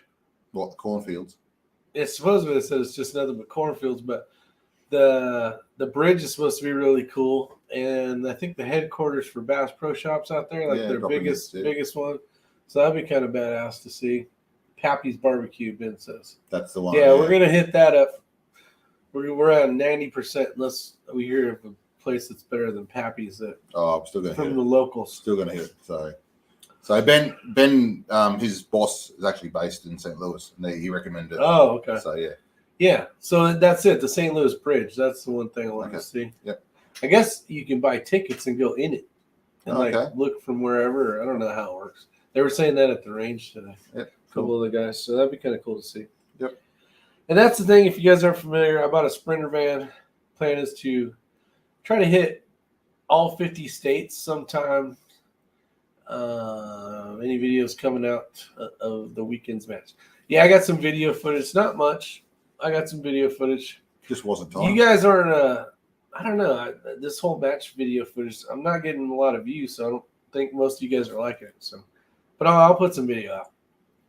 But I want to try to hit all 50 states. I've been to, I think, there's like four or six states I haven't been in out of the 56. So it'd be nice to not only have gone to ones I've already been to, but shoot at. Yep. And kind of just travel and shoot some of those matches. So it'd be kind of cool. Oh, look at, we got a spammer. We got a spam bot. Block user. Here you go. But I think it'd be kind of cool. So, yeah, the Sprinter van worked out freaking awesome. So I shot a 3-gun match. Did I even make a video for that yet? Oh, I did the Kreiderman video. Yeah. So if you guys haven't seen that, we shot a 3-gun match last weekend. It was a 3-day 3-gun event called the Tar Heel Challenge, which was freaking fun. A lot of fun. Long stages, a lot of ammo. I mean, good Lord. A lot of ammo burnt down. And it was a lot of fun. But the Sprinter van working great. I'm still working on. Oh, so the backup camera's working. Give you guys an update. It was a stupid fuse, and then I'm still working on trying to figure out how to turn the shower temperature, the water heater up, because I took 3 cold showers, and one of them was okay because I was like, we came in and it was hot and I was sweaty, so it felt good. But apparently, cold showers is a good thing for you. A couple of them, I was like, holy hell, this is freezing. So I'm working on figuring out all the little bugs. And you need to put the steering wheel on the other side. Put the steering wheel on the other side, yeah. But other than that, it's been fun. We'll bring you guys some updates from the NRL Championship, and hopefully get you some good video footage. I think the other Australian boys want to do a bit of a live with you as well. They want to do a live chat? Yep. So as you saw, Southeast Queensland shooters, JJ, he'll be on there. Okay. And yeah, we'll go live. Yeah, Corey. I think we're in the same area. So you guys rented a house. We rented a house on the lake. Yeah, I mean, the lake could be massive. We could be 50 minutes from each other, but it sounds like we're all in the same area. Yeah. So you got to want to do the sign thing and the. Yeah, I've got some of the Australian money here, so everyone thinks it's Monopoly money. So it's really cool looking, actually. Let me see what it is. It's like plastic. China has the same kind of thing. It's actually one of the hardest to counterfeit because they've got so many security features in the polymer itself. But it's neat because it's got windows and all like little hidden things to make it so it's hard to copy or forge. But that's $50, which is like $60 in America. No, that's worth about maybe $40, $35. Oh, it's the other way. The other way around. That's right. $5 note. We got probably graffiti, which is we're gonna sign this thing and put it on the wall. I have a wall when people come over, they put like dollar bills and they'll sign their name on it, or sometimes they'll just sign their name on it. Might take it to Nationals, get the other boys. Now, do you guys have a $1 bill? Not anymore. No, we got a dollar coin. $1 so it's coin a and coin $2 now. coin. Yeah. So years ago they changed that over. All right. So I got a Sharpie right here. And then sign your name and put tree fart smeller on there. Or tree feller, guys. I'm just kidding. Let's see. Jason's a real nice bloke. He's a typical Aussie bloke. Down to earth, no nonsense kind of guy. Can someone give me a wrench so I can ban the bot? I need to give Abigail a wrench. There we go. Wipe that up on your wall of fame, Shane. Tree fella. Is that your signature? Yeah, it's or close do you have enough. a little seat? No, I have the same, like, just a little. yeah. What's funny is when I sign documents, they're like, no, you need to write your full entire name. There it is. Yeah. And then they'll say, Everyone's- you need to initial here. And it's the same thing. So my last name's Shaw, but I do JC because my middle name's Christopher. So it's just like a JC. That's it. Is this the Queen or something? That would be the Queen. Yes. The Queen of Australia. Sorry, Your Majesty. I just signed. Or the Queen of England. Oh, so you guys have the same So Queen? we're a part of the Commonwealth. Sorry, Canada. Queen Elizabeth, right? Queen Elizabeth. Yep. Yeah. So he's gonna be put up on the wall. I got signatures from a bunch of Floridians, good buddies. The dickhead just brought up. I got some friends from Cali that came to visit, and I got Silver Fox has got a signature on $1. But it's cool when people come over. I get to reminisce. Do people know what Dick's old job was? I don't know if we can talk about it. Okay. I don't know. I got some things for him as well. I was trying to get him on a bit of a chat tonight, but he's busy with the birthday party, I think. So, Rob, I'm coming to Oz soon enough, buddy. Coming to Oz. Oh, we got Wombat out there. Maybe he can bring you a Wombat next time. There you go. Yeah, I might get in a little bit of trouble with that one. A souvenir. Hopefully, if JJ's still on there, he might pick up one of those kangaroo little purses. Kangaroo purse. So one of the little souvenirs they do is... See, when I see him smirk, like he does this thing and he's like telling you a story, but then all of a sudden he gives you that like shit-eating grin, or like you call it Vegemite grin. So you know something bad's gonna happen. They utilize a lot of the kangaroo when they harvest them. They cull kangaroos for meat. Like it used to be a big export to Russia. For human consumption. Yeah, yep. So all the skins get used, that sort of stuff. Even the males' bits get used as a coin purse. Get tanned and turned into a coin purse. A bit of a novelty. You're talking about the sack? Yeah, sack. Yeah. Yeah. Okay. So you get a sack about this long and with a little. And it turns into a purse. Yeah. Your little nut sack. Yeah. Yeah. Conservative sniper. Yeah, he's gonna possibly cutting a couple trees down. A Kanga nut sack. There you go. Yeah. Rob. I am trimming some trees, yeah, apparently. Yeah, if we got time. Why not? I'd like to try kangaroo. Yeah. So you've eaten kangaroo? I've eaten kangaroo, yeah. It's actually not bad. It's a lot leaner than any beef sort of thing. Something you cook pretty quick. It's just sear it. That's it, send it out. Really? Yeah. So that's so it don't get tough, right? Yeah, so it doesn't get tough. It doesn't bind up, sort of thing. Because it's so lean, it doesn't dry. It dries out if you cook it too quick or too long. Too long, yeah. Yeah. So. And then what's the other thing? Crocodile. Yeah, crocodile. Which you said tasted in between a chicken and something and fish sort of thing. So it's like a bit of a firmer fish sort of thing. It's like the firmness of chicken sort of thing, but it's got that salty sort of taste to it. And the other thing, what was the other Emu? thing? Yeah, that was a red meat. It's funny. We talked a lot about different stuff when it came to like different meats and stuff like that. But like kebabs. That was another thing. That kebabs. So over in Australia, a kebab is not a shish kebab. It's like a gyros or whatever you call it. Gyro. Yeah. So it's a wrap with all your meat and veggie, that sort of stuff. It's Lebanese or Turkish, that sort of thing. Yeah. Yep. That's right. You have Turkish influence more over there. Yeah. The I've had gator, Abigail. Have you ever had gator? No. Probably tastes like crocodile, I would assume. Meat pie. Oh, roux. What's roux? Kangaroo. Oh, Rue. Yeah. Yeah. Okay. It's See? delish. See, Rob, meat pies. I've been telling him about meat pies. You have been Yeah, telling a me decent meat pie, man. You can't go past it. emu equals big chicken. Yeah. Yeah. But red meat ish. Yeah, reddish sort of meat. Yeah. Yeah. That's right. We talked about that. Yeah. Kind of like a turkey. Yeah. Yeah. Like it's white meat, yeah. but it's it's not like a steak. Darker white meat. Yeah. Yeah. Yeah.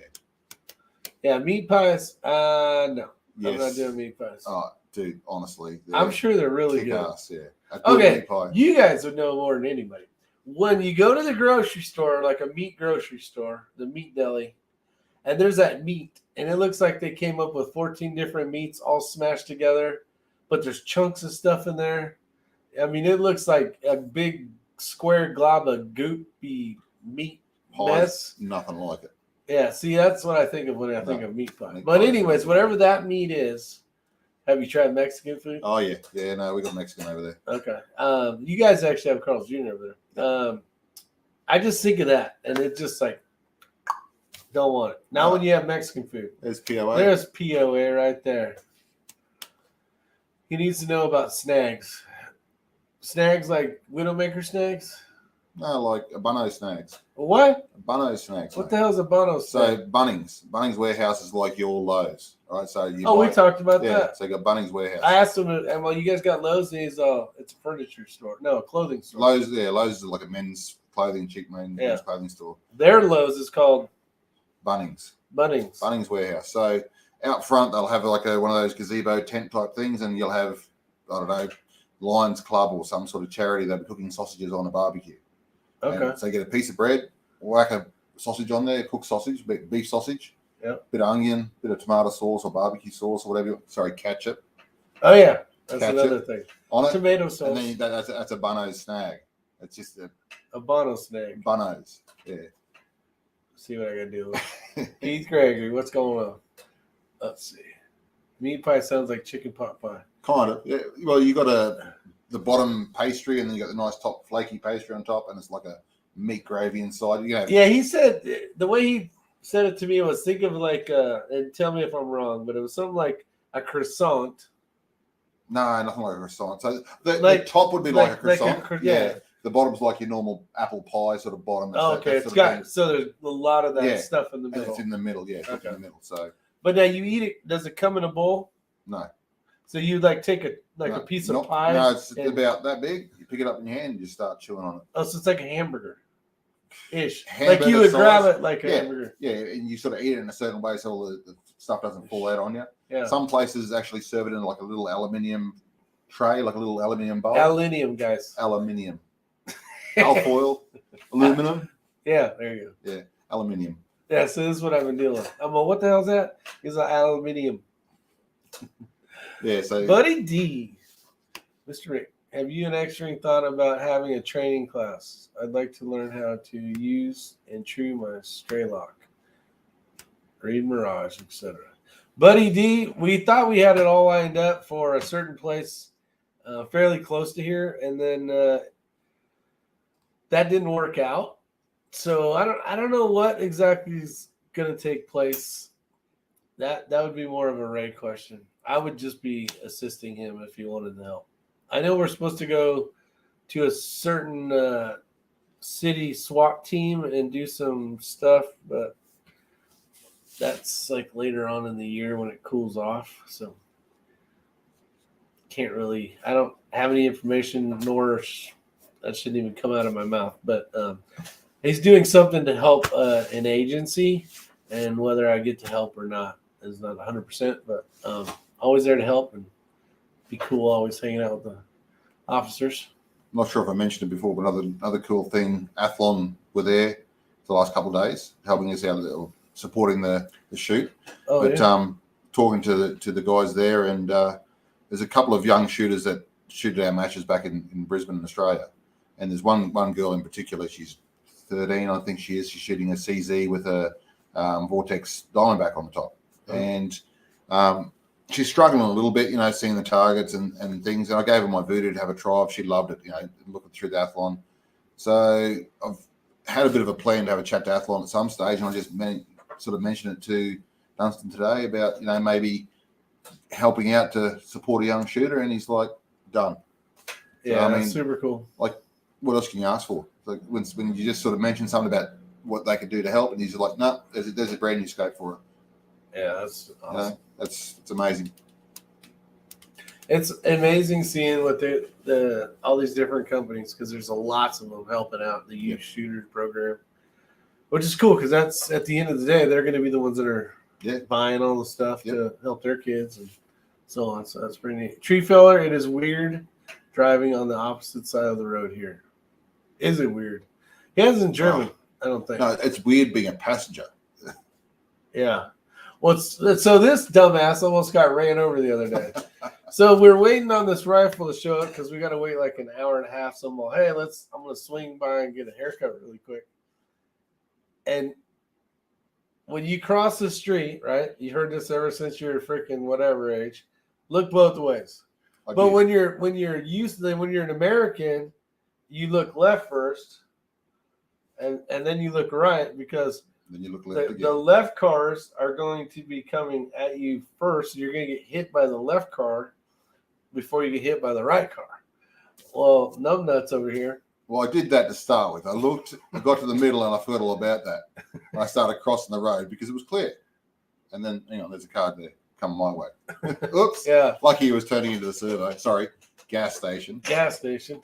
We call them servos. Everything is different. I mean, it's got to be a drastic change. I know that I've gone over to,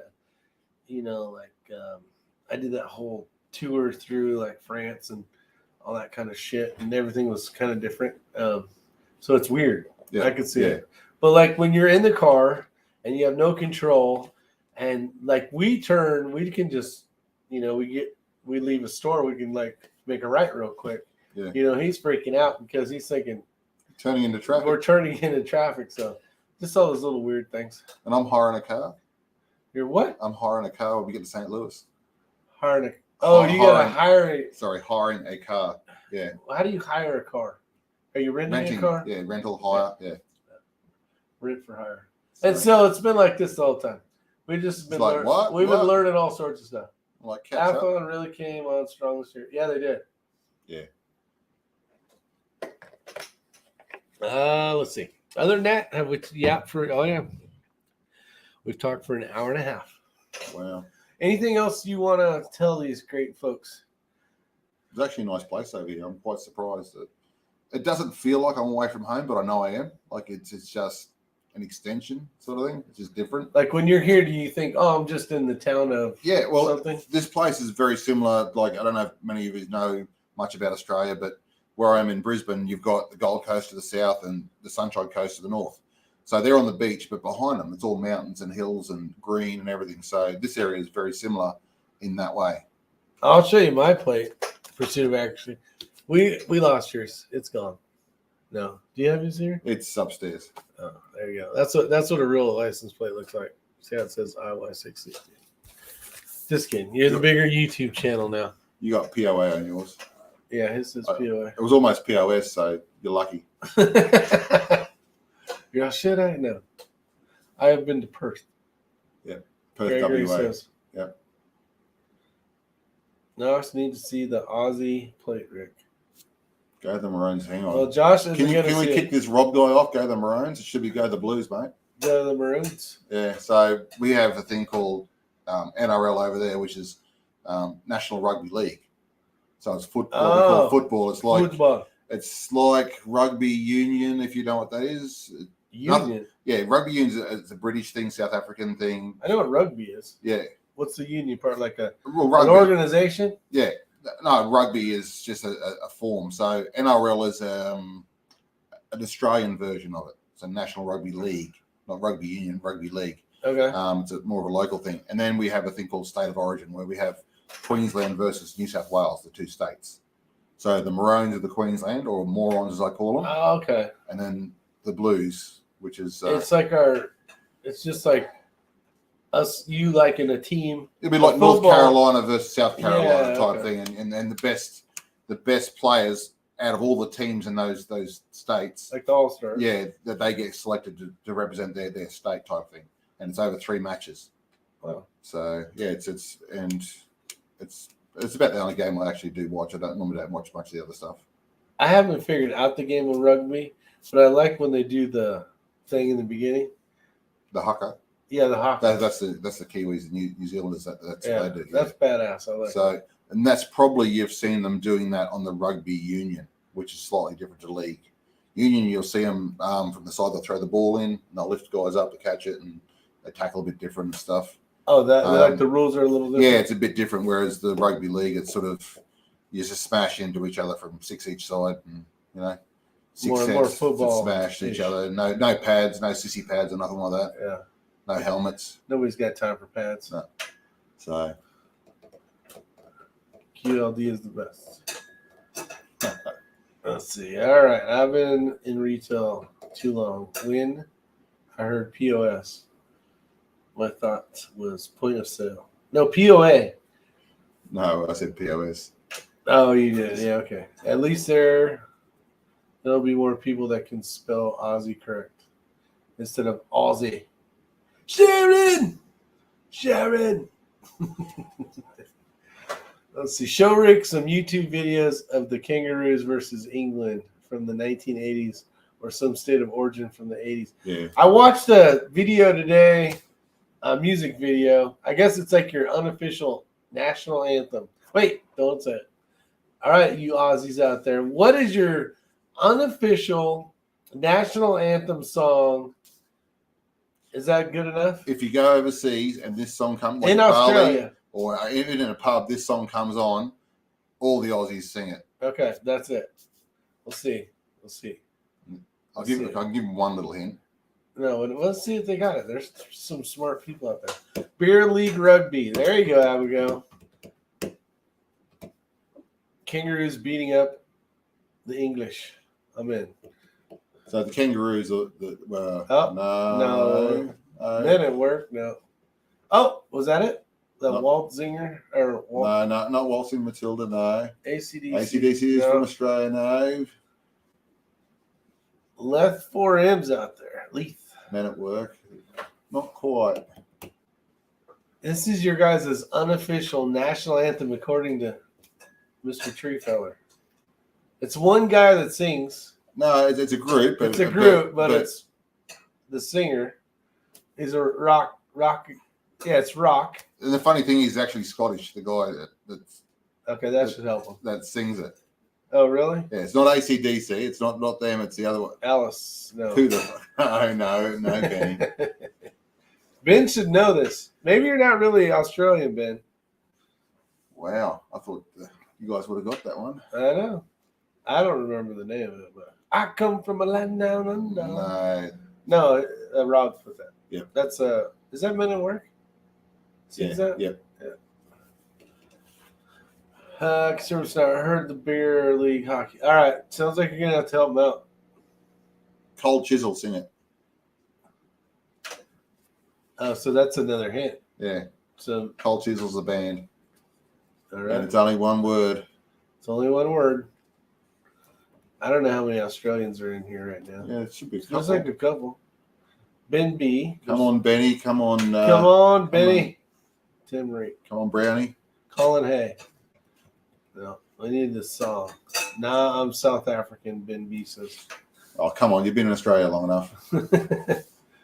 Maybe you're just telling rumors then. Maybe. Can't be real. Oh. Shit song, Jess. Bullshit. Well, come on, Kaysan. Everyone knows. There, he said it right there. There we go. There it is. All right.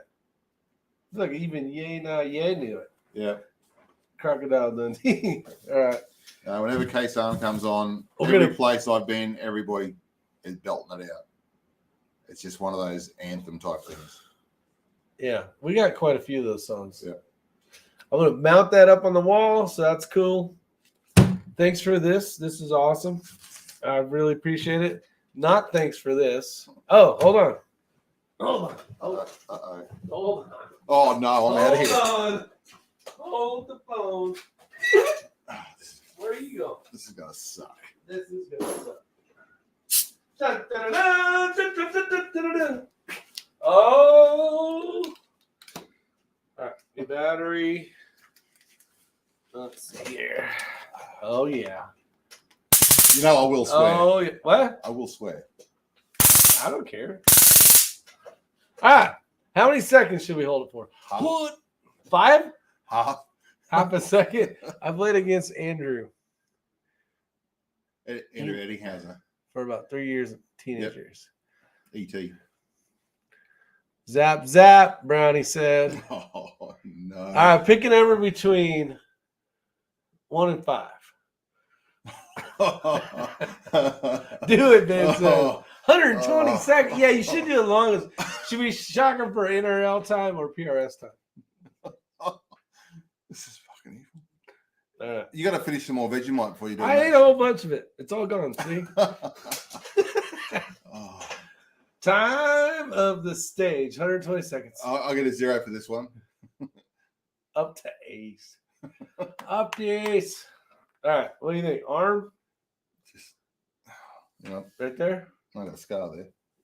Oh, where do you want it? Leg? Those hurt. Not here. So we'll do a 1001. It's going to be a 1001. You're sweating. Are you guys ready? All right, gonna hold this part. And I'm watching your facial expression. If I punch you, I'm sorry. I was do this. And a quick one. You all right? Did you turn it on?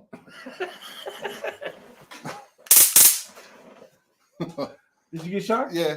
Oh, you did? Okay. I used to be an auto electrician, so I'm used to getting it. I'm like, is it on? Yeah, you got me.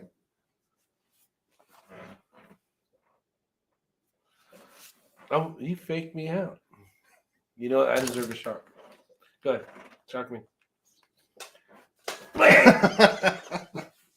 ahead. How the hell do you use this thing? Oh, here, I'll show you. Take the batteries out. The batteries are even called Zap. Man. Did that hurt? No.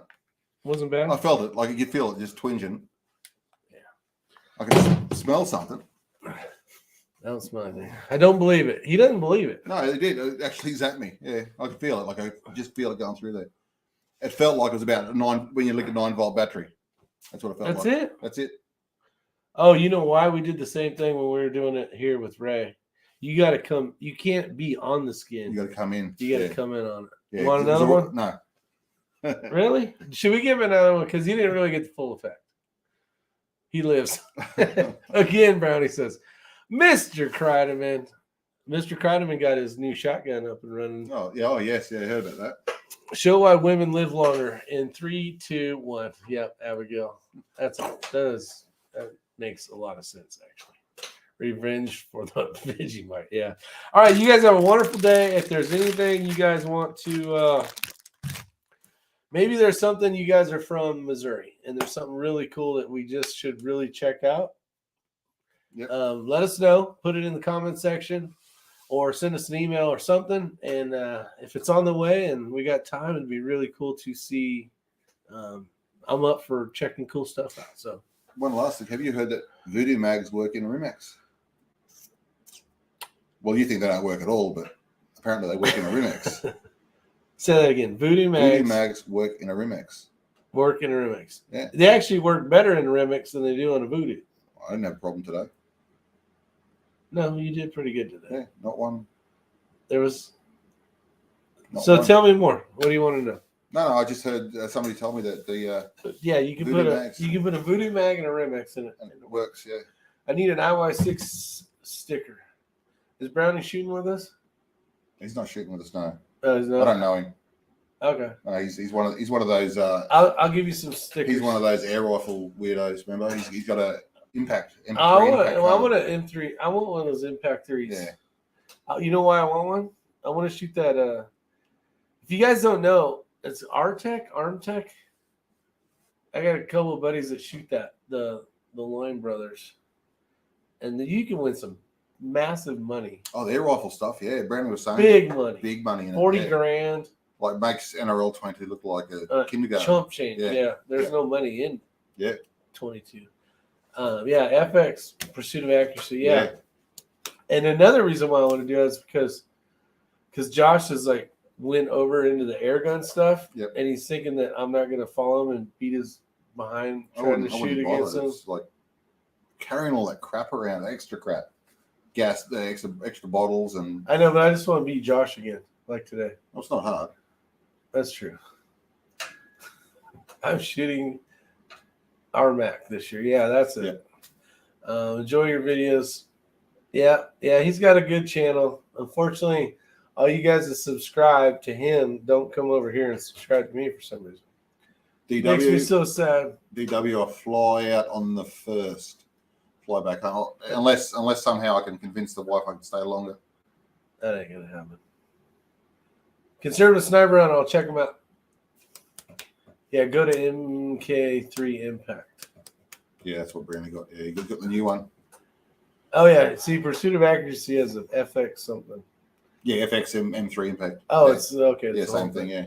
Same as Matt Dubber. You couldn't win the rifle spin wreck, no chance on the Fox spin. You couldn't win the rifle spin. Oh, the 3-gun match? No, the rifle spin that you do. Oh, the rifle spin. Yeah, that silly thing, that gay thing that he does. Yeah, I know. It's like his own little spin the bottle for himself. I can teach you how to spin rifles. I just want to sleep. I just want to sleep.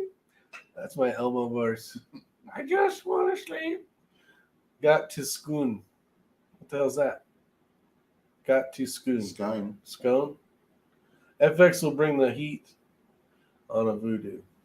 Bring it. Oh, I love the smack talk. We got Mr. Red October, Mr. Texas boy. Damn it, boy. Got to come out to the Rocky Mountains to shoot RMAC. Oh, yeah. Trust me, if I had a rifle and I knew what I was doing with those air things, I would go out there and shoot a match. I actually looked into it. Me and Ray were talking to a couple. You'll see them out there. Brady and Luke, they shoot all that stuff, and they do really well at it. But for the Aussies that are on there that I shoot with, I maybe bring home a set or two of the IY6 target sets if he's got any spare. I got some. So we'll have those to play with. Get on the challenge. Yeah, that'd be good. Make it a bit more international. That'd be cool. Might even do it with clothes on. See what I got to deal with. In the DTs. See what I got to deal with. Wear our DTs, boys. And the flip-flops. Yeah, no. Flip-flops. Sandals. Thongs. Thongs, yeah. Pursuit convinced me to buy a... Oh, geez, Rob. I'm sorry. You haven't watched his latest video then? Yeah. You know what? It is what it is. As long as you're out there shooting the match, who gives? Yeah, exactly. That's the key to it, honestly. That's the key. We're just shit talking. Go out, have fun, get other people into it, family members, Yes. That's the main thing. Because really, like, we're getting a bit over the hill now. We're getting a bit sore, a bit old. And it's you got to get the juniors in there to kick our asses. That is it. Truly, for sure. I can't wait to get to senior division. Well, you'll have a chance of getting trophies then, probably. Maybe. I don't know. All the people we shoot with. There'll be 2 of you in it. Yeah. It was a typo. Yeah. What do you put?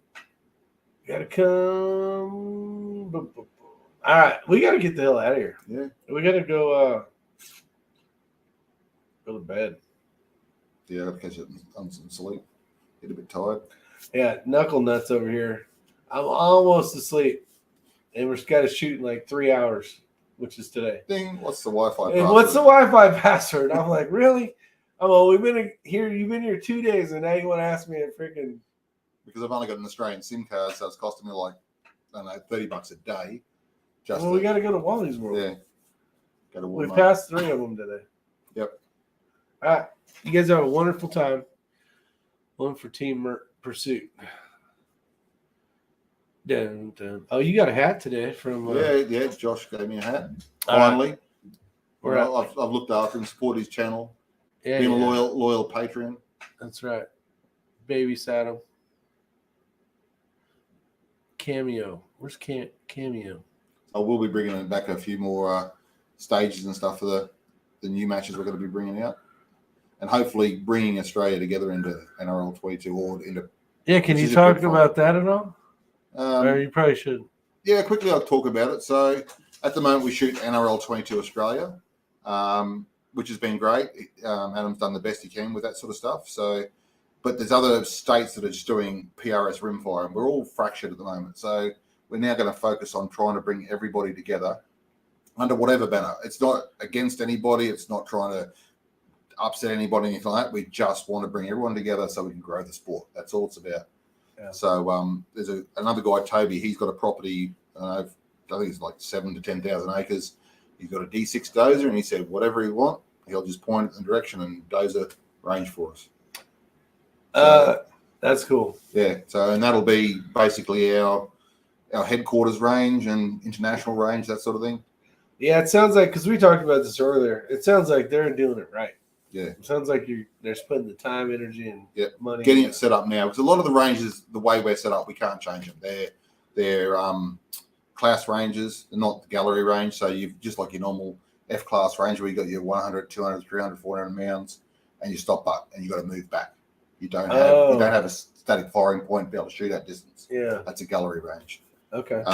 So he's designed this totally the opposite way. So PRS centerfire out to 600, PRS centerfire out to 1,000, our rimfire out to 400 meters. He's even doing ELR. I'm a bit confused. I can't remember if it was out to 2 kilometers with the possibility going out to 4 kilometers. Oh. So that's for the boys who want to do the really long range stuff. So mate, he's just like, I don't care. I want people to shoot. I just want people to have fun. And he's basically forking out the money himself. So I mean, you can't beat that. I'm gonna make it out there, 22 Lima. I'm gonna make it out there. I think Ray shot there. Cameo sounds familiar. 22 Lima might be the one that drove Ray around. Actually, is that the case? Cameo. I remember the name sounds really familiar. They say enjoy nationals, have fun. Yeah, appreciate it. That's the main thing. He has not met Ray yet. I'm a bit scared. Let's see, Grand Junction, Colorado. Yeah. If you want to check out the venue, the NRL Championship was held there this year. The video for the match went up yesterday. Okay, nice to know. Actually, if you guys are local here, there's a place that I can't think of the name of it. Ray put a video out. It's only like an hour and 40 minutes, something like that. That elevated yeah. Shooting one. That's an awesome range. You can pay $100 and basically be there all day. Yeah. And then they drive you to each stage because the roads are like, you're using a gate or side by side. Yeah. And I'm gonna go do that. That looks fun. Yeah, that looks awesome. Go shoot some long range. Yep. What round is good for shooting 4 kilometers? Koalas. No, 4. I think it's kilometers. 4Ks. Shy tax probably. Yeah, shy tax 50. So in Queensland you can't have a 50 BMG. That's in the legislation, but you can have a 50 DTAC. So still a 50 cal, slightly bigger case. Maybe a 20 mil cannon.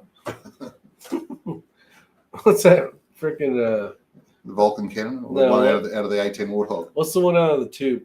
66 millimeter. No. Or a javelin. Javelin. Yeah, fight a few of those. Yeah, Kreiderman just finished his 6 Creedmoor, so we'll have to go out to Burnsville. Check it out. Make sure you meet Ray. He has a wealth of knowledge cutting down trees. Yeah, apparently he's got some climbing gear for me to borrow, so I got to ask him first. 105 millimeter. Yeah, that'll do it. Yep. All right, let's get the hell out of here before we chat for another 6 hours. I'll see you. We almost made it to 2 hours. All right, you guys, stay safe, have fun, enjoy life, and have a good weekend.